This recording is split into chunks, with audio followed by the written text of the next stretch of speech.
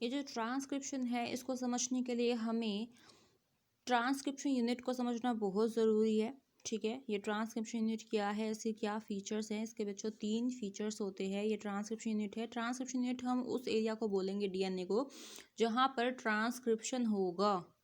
ठीक है, इसके 3 फीचर्स कौन से होंगे देखो। एक तो ये स्ट्रैंड है, ये उसका अपोजिट स्ट्रैंड है जो कि इससे कॉम्प्लीमेंट्री होता है। ठीक है, एक ये रीजन है, दूसरा ये रीजन है।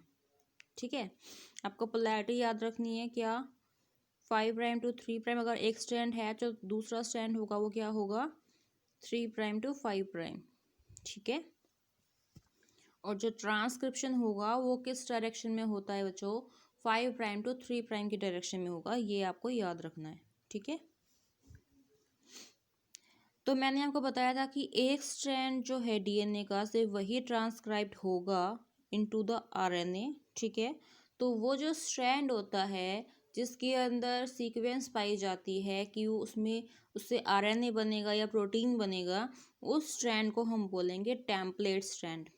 ठीक है, और जो उसके अपोजिट जो स्ट्रैंड है जो किसी भी आरएनए या प्रोटीन के लिए कोड नहीं करता है, उसको बोलेंगे हम कोडिंग स्ट्रैंड।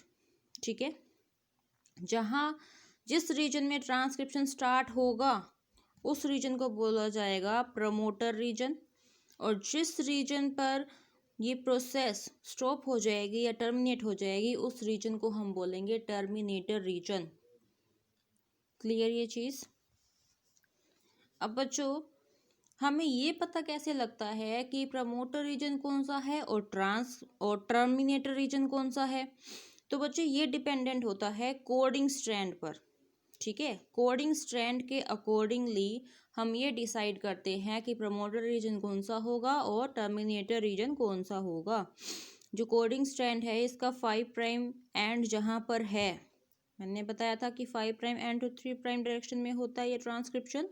ठीक है, तो इसके अकॉर्डिंगली जहाँ पे ये ट्रांसक्रिप्शन स्टार्ट हो रहा है वो क्या है, इसका प्रमोटर रीजन है, और जहाँ पर कोडिंग स्ट्रैंड का 3 प्राइम एंड है वहाँ पर टर्मिनेटर रीजन होगा।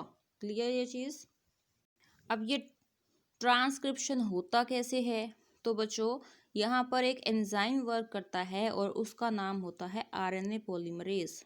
कौन सा एंजाइम वर्क करेगा यहाँ पे, आरएनए पॉलीमरेज। ये एक एंजाइम होता है जो ट्रांसक्रिप्शन करवाता है। ठीक है, इसको डीएनए डिपेंडेंट आरएनए पॉलीमरेज भी बोला जाता है। क्योंकि डीएनए के पास 2 स्ट्रैंड्स है जैसे मैंने आपको बताया है। ठीक है, इनमें से एक में तो ट्रांसक्रिप्शन होता है।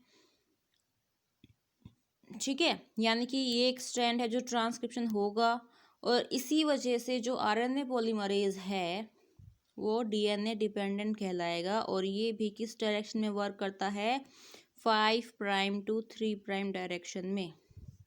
ठीक है, यानी कि जो आरएनए पॉलीमरेज होगा वो जो कि 3 प्राइम 5 प्राइम डायरेक्शन में डीएनए है, ये 3 प्राइम टू 5 प्राइम डायरेक्शन में डीएनए का स्ट्रैंड है जिसको ये कन्वर्ट कर देगा 5 प्राइम टू 3 प्राइम डायरेक्शन वाले आरएनए के अंदर।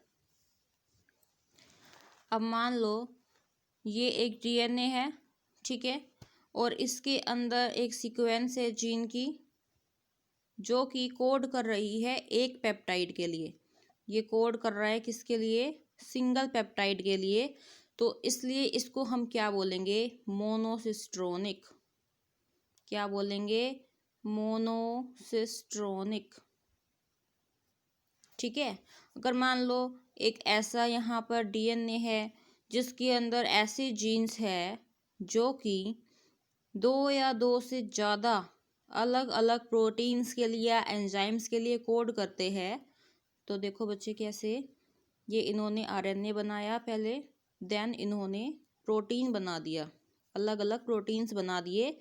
ठीक है, तो यहाँ पे 2 या 2 से ज़्यादा अगर प्रोटीन्स बन रहे हैं, एक ही जीन जो है वो रिस्पॉन्सिबल है 2 या 2 से ज़्यादा प्रोटीन्स या एंजाइम्स के लिए, उनको कोड करने के लिए, तो उसको हम क्या बोलेंगे, पॉलीसिस्ट्रोनिक। क्या बोलेंगे, पॉलीसिस्ट्रोनिक बोलेंगे। ठीक है, क्लियर ये चीज़। अब ये जो मोनोसिस्ट्रोनिक होता है बच्चों, मोनोसिस्ट्रोनिक पाया जाता है किसमें? यूकारियोट्स के अंदर। ये पाया जाएगा यूकैरियोट्स के अंदर। और जो पॉलीसिस्ट्रोनिक होता है ये किस में पाया जाएगा? प्रोकैरियोट्स के अंदर। जो पॉलीसिस्ट्रोनिक होता है ये पाया जाएगा प्रोकैरियोट्स में।